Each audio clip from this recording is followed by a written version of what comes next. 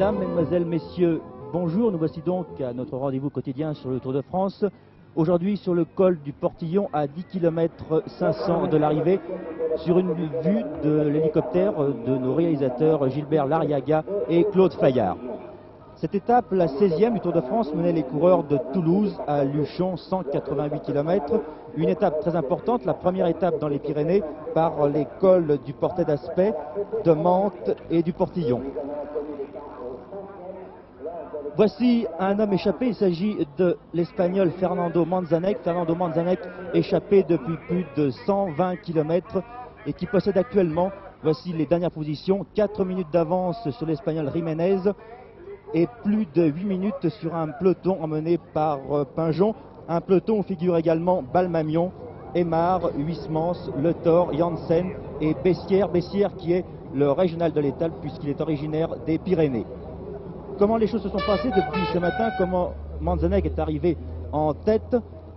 Eh bien voilà, Manzanek s'est échappé au 50e kilomètre après le passage à Montesquieu où nous avons rencontré notre camarade Jacques Dupont.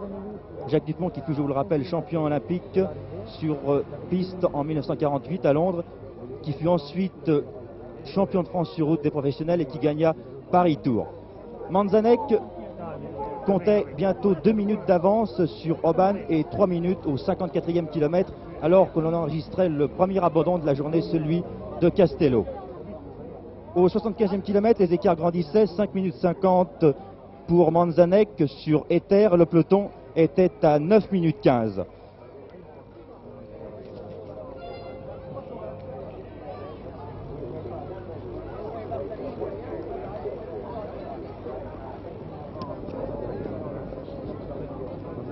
Au sommet du col d'Aspet, le premier col de la journée, Manzanek passait avec un avantage considérable, 15 minutes 15 sur l'Espagnol Jiménez qui s'était détaché du peloton. À ce moment-là, Jiménez était en compagnie de Pulidor. Venait ensuite à 16 minutes le peloton emmené par Ventura Diaz, puis venait ensuite Balmamion et Pinjon, le Pinjon qui emmenait tout le reste du peloton. Après le col du Portet d'Aspet, c'était la descente vers l'amorce du col de Mantes.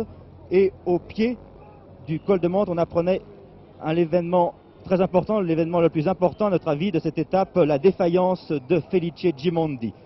Felice Gimondi était relégué à plus de 4 minutes du peloton Pinjon. Il figurait donc à plus de 7 minutes de Jiménez. Jiménez qui jouait aujourd'hui son va-tout dans cette étape des Pyrénées. Jiménez, en effet, s'il veut gagner le Tour de France cette année, doit absolument se rapprocher du maillot jaune Roger Pinjon. Roger Pinjon qui a fait encore aujourd'hui une étape remarquable tout au long de cette étape des 3 cols. Au pied du col de Mantes, le deuxième col de la journée, un col de première catégorie, un col très difficile, très étroit avec des virages très abrupts. Manzanek était toujours en tête avec près d'un quart d'heure d'avance sur Jiménez et Pulidor toujours ensemble. 1 minute 35 secondes derrière Jiménez et Pulidor arrivait le peloton.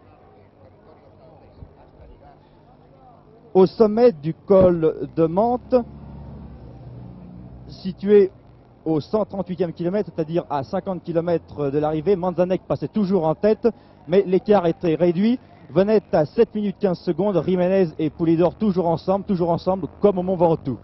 À 10 minutes 25 secondes venait l'Italien Balmamion, vous savez c'est le coureur qui est toujours là mais que l'on ne voit jamais.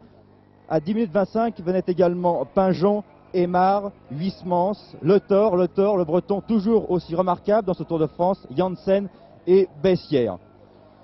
Gimondi lui était encore plus loin, Gimondi je vous l'ai dit tout à l'heure,